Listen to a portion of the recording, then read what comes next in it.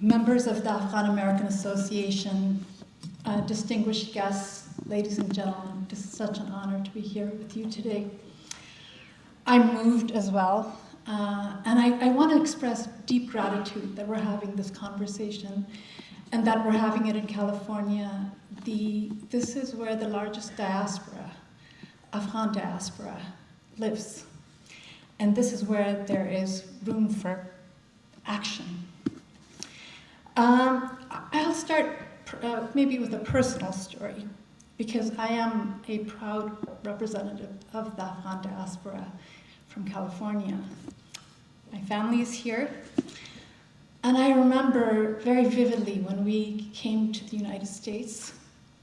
As a child, I was excited and a little scared of my new homeland, but I remember watching my parents, who had their sense of relief of finally finding a home was palpable, but so was their anguish and their deep worry about the homeland.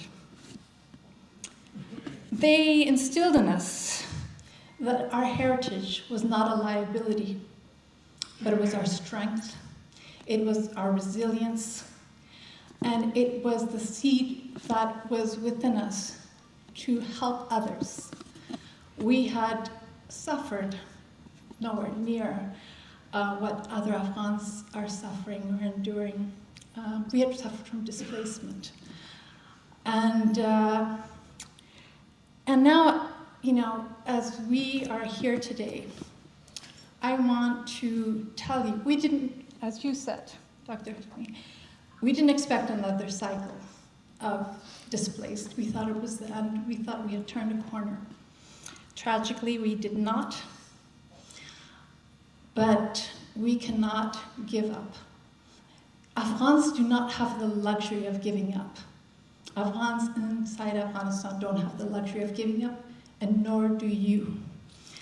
I was instilled with this responsibility. I remember my father constantly noting to me, build your talents and identify how to give back. That is what I have carried into my life and into my work as a diplomat at the State Department, at the UN. My life's work has been working on peace building and conflict zones. My heart has been in Afghanistan, particularly the situation of Afghan women and girls, because I have never forgotten that I could easily have been one of those girls. I think every day of what it would be if I was stripped of my education, my title, my skills, of my daughter's hopes for the future, what that would mean. And I know that just because I'm on this side, it does not absolve me of responsibility. So I am making a call to action, not as a tragedy. It's a call to action. You are powerful.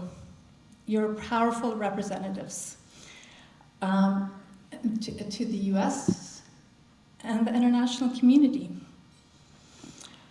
So I ask you to do 4 things. I ask you to use your voice and take the time to engage people on what is happening in Afghanistan. Don't let anyone talk about Afghanistan as a tragedy. Well, I've heard so many people say, we tried our best. It's the culture, it's the religion. And you are the people who can counter that and say, this has nothing to do with Afghan culture.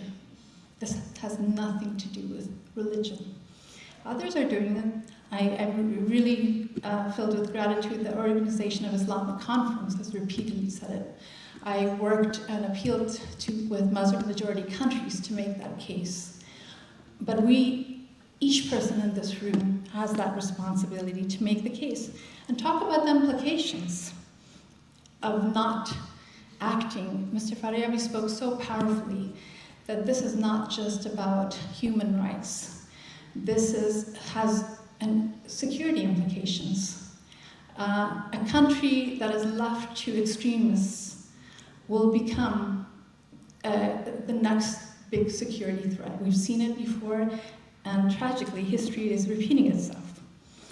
2, I ask you to join Afghan women in demanding for accountability and naming what is happening to Afghanistan as not just a tragedy, but it's a crime against humanity. I ask you to adopt an all-tools approach in addressing the devastating situation in Afghanistan. Look at what you represent, what you bring, and your skills, and who you are, and figure out how to put that to use.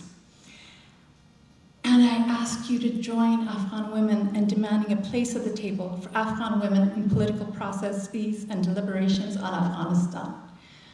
It is their voices that we should be supporting. I'm going to explain a little bit what these, in more specificity, what I mean by these 4 points. What do I mean by naming it as a crime against humanity? The systematic and institutionalized oppression of Afghan women and girls, their erasure from public life, their denial of access to education, to work in most sectors, to basic health care, and the terrible abuses carried out against them, it is a crime. The Rome Statute includes gender persecution on a list of crimes against humanity. The international community should collectively acknowledge that this crime is being committed in Afghanistan and hold the Taliban accountable. But the scale of the crime and its institutionalized nature under the Taliban also calls for the codification of gender apartheid under international law. Apartheid is defined as inhumane acts committed in the constant context of an institutionalized regime of systematic oppression and domination by one racial group over another racial group, and committed with the intention of maintaining their regime. A prominent group of South African scholars and jurists have argued that we need to broaden that term apartheid to include gender. And when we do that, we describe the situation of Afghanistan. Afghan women and girls are fighting for this codification to take place. You will hear some of the leaders that are doing that. Join them. My time is running out, but I'm going to try to be quicker. You need to, when I say that you need to adopt an all-tools approach, I ask you to contact your congressional reps, call for the resumption of humanitarian assistance to Afghanistan. The US has stopped all humanitarian assistance to Afghanistan, leaving 23 million people, particularly women and children, on the verge of starvation. The cuts have also led to the closure of health facilities and the elimination of support for girls, underground schools, and so much more. This will deprive those who are at the forefront of fighting for moderation and for peace, and it risks making Afghanistan more susceptible to recruitment by extremists. Use your social media platforms to support women. Send money, provide online training. You each have a role and a responsibility to do all that you can. And when I say call for the meaningful inclusion of women in diplomatic and political deliberations, what I want to explain to you is that the Taliban have an office in Doha. Afghan women don't. The Taliban have structured processes to engage the international community, and they have a seat at the table. Afghan women don't. If the international community is earnest about supporting Afghan women, it has to be more than rhetoric. There has to be a place for women at the table to advocate on their own behalf. Afghan women don't want our sympathy. They want us to support their power and leadership. An Afghan girl in an underground school, I'm going to call her Zara, wrote me. And I'm going to end my comments with what she said to me. She said, Afghan girls are adaptable, like water, and fit into any vessel. We, the young women, are still pursuing our futures in spite of the closure of our schools. We are the power, the ones who are responsible for our own life.